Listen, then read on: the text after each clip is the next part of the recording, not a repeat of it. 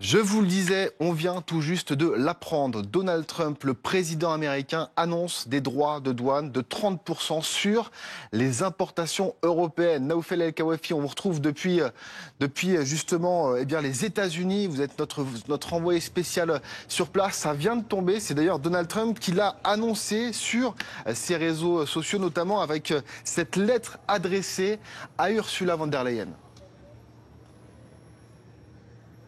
Ouais, ce qu'il faut comprendre, c'est que ça fait plusieurs jours qu'on attendait cette annonce de la part du président des États-Unis. Depuis le début de la semaine, en fait, il a envoyé plusieurs lettres à différents pays leur annonçant ces surtaxes qui vont de 25 à 40%. Et puis à l'instant, Donald Trump a donc envoyé cette lettre publiée sur son réseau social adressée à la présidente de la Commission européenne, Ursula von der Leyen, où il explique qu'à partir du 1er août, les produits en provenance de l'Union européenne seront taxés à hauteur de 30%. Ce qu'il faut comprendre, c'est que jusqu'ici, la majorité de ces exportations de l'Europe vers l'Amérique étaient taxées seulement à 10%. Les produits, les automobiles, eux, étaient taxés à 25% et l'acier et l'aluminium à 50%. Et puis, il y a eu un premier report il y a quelques mois, ce qui laissait le temps à la Commission européenne d'essayer tant bien que mal de négocier avec Donald Trump. Autant vous dire que c'était très compliqué, que cette annonce, elle n'est pas bonne pour la Commission européenne. Reste à savoir quelle sera la réaction des différents dirigeants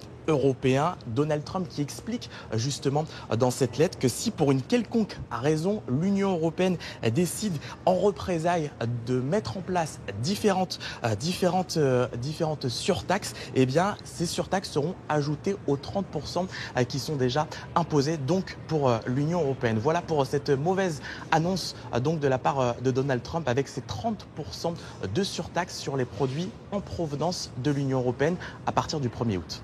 Merci beaucoup Naoufel depuis les États-Unis pour ces précisions. Très mauvaise nouvelle, absolument. Nous sommes en direct avec Pascal Delima, économiste. Bonjour Pascal. Ça vient de tomber il y a quelques minutes. C'est Donald Trump qui adresse cette lettre à la présidente de la Commission européenne, Ursula von der Leyen. Alors, pour que nos téléspectateurs comprennent bien, quelles seront les répercussions pour nous Français, pour nous Européens, d'une telle décision si importante ? Un ralentissement économique, un ralentissement des exportations vers les États-Unis et donc un ralentissement du pouvoir d'achat aussi, parce que ça signifie un renchérissement des produits européens aux États-Unis. Et donc tous les biens importés depuis l'UE se verront appliquer un supplément tarifaire de 30%. Par exemple, un produit européen à 100$ va coûter 130. Donc les Américains vont moins consommer de produits de l'Union européenne et donc l'Union européenne va ralentir. Avec forcément dans le viseur ces produits dont on parle beaucoup depuis plusieurs mois, les spiritueux, les produits de luxe qui vont être fortement impactés puisqu'on les exporte en grande quantité aux États-Unis. Tout à fait. Alors ça, ce sont les entreprises européennes directement concernées. C'est une perte de compétitivité sur le marché américain, comme vous venez de le dire. Et donc ça va pousser aussi à relocaliser ou à revoir un petit peu les stratégies commerciales, forcément. Alors, est-ce que les Européens, c'est évidemment toute la question, vont pouvoir rétorquer à ces mesures, à cette taxe, encore une fois, de ces droits de douane de 30%, ou alors l'Europe va se coucher et va finalement accepter les conditions de Donald Trump ? Il y a deux choses, c'est ce qu'on appelle les réactions et les ripostes potentielles. Il y a la diplomatie européenne, parce que l'Union européenne, qui était proche d'un accord commercial avec Washington, désormais va réitérer ses positions et envisager forcément des mesures de rétorsion. Je pense aux tarifs compensatoires, je pense aux plaintes à l'OMC, ou alors des réglementations renforcées. Ce n'est pas que les prix, c'est aussi des réglementations sur les produits en provenance des États-Unis. Et puis il y a les tensions transatlantiques, c'est-à-dire qu'il y a une escalade des tensions qui peut découler aussi avec un impact sur les chaînes logistiques, sur le climat économique et sur les relations politiques. C'est véritablement une guerre économique que livre Donald Trump au vieux continent ? Là, on est quand même sur, je dirais, attention, j'avais envie de dire, ça aurait presque pu être pire si on l'écoutait il y a 2 mois. Maintenant, moi, à titre personnel, je m'attendais quand même à des taux un peu plus faibles. J'avais dit 20%, 15%, là on est à 30%. On est quand même dans quelque chose qui peut ressembler à une guerre économique.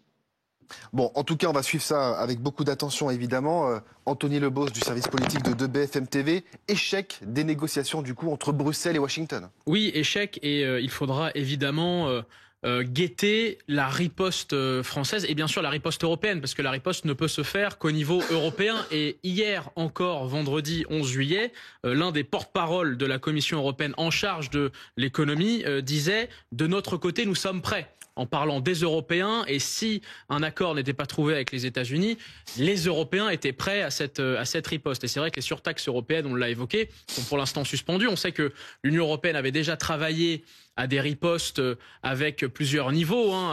C'est ce qu'avait dit notamment Emmanuel Macron quand il avait organisé, souvenez-vous, une grande réunion à l'Elysée avec les ministres concernés, des industriels, les acteurs de l'économie française, quelques heures après ces annonces de Donald Trump sur les taxes douanières dans le monde. Emmanuel Macron avait dit qu'il fallait notamment riposter sur des surtaxes qui ciblaient l'aluminium, l'acier, et même la porte-parole du gouvernement français, Sophie Primas à l'époque, disait qu'il pouvait aussi avoir des mesures de taxation sur les services américains. Donc tout cela sera étudié évidemment dans les prochaines heures. Sans doute que cette annonce de Donald Trump a pu surprendre le gouvernement français. Elle peut être aussi considérée comme étant un autre instrument de négociation. On sait que cette lubie douanière de Donald Trump est aussi utilisée par le président américain comme un outil de négociation. Mais Éric Lombard disait aussi le week-end dernier à Aix-en-Provence lors des rencontres économiques qu'il fallait, je cite, que l'Europe réponde avec plus de vigueur